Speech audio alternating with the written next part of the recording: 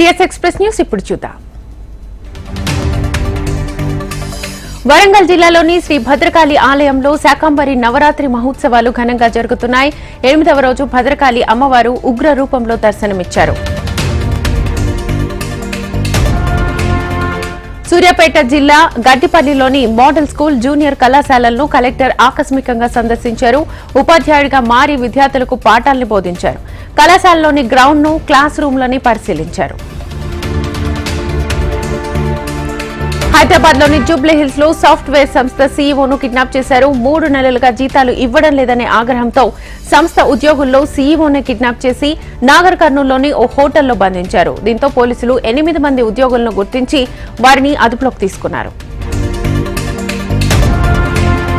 కామారెడ్డి జిల్లా బిక్కనూరులో ఓ విద్యార్థినిని పాము కాటు వేసింది.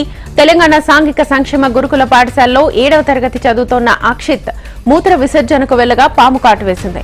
గమనించిన సిబ్బంది చికిత్స నిమిత్తం అక్షిత్ ను ఏరియా ఆసుపత్రికి తరలించారు. ప్రస్తుతం అక్షిత్ పరిస్థితి నిలకడగా ఉన్నట్లుగా వైద్యులు తెలిపారు. మహబూబాబాద్ జిల్లా ఉప్పరపల్లి గ్రామంలో ఓ ఇంట్లో విద్యుత్ షార్ట్ సర్క్యూట్ జరిగింది. దీంతో మంటలు చెలరేగి 47,000 నగదు, విలువైన వస్తువులు, దుస్తులు దగ్ధమయ్యాయి. ఈ ప్రమాదంలో ₹1,00,000 వరకు ఆస్తి నష్టం జరిగిందని బాధితురాలు కన్నీరు మున్నీరయ్యారు. అధికారులు నష్టపరిహారం అందించి తమ కుటుంబాన్ని ఆదుకోవాలని బాధితులు కోరారు.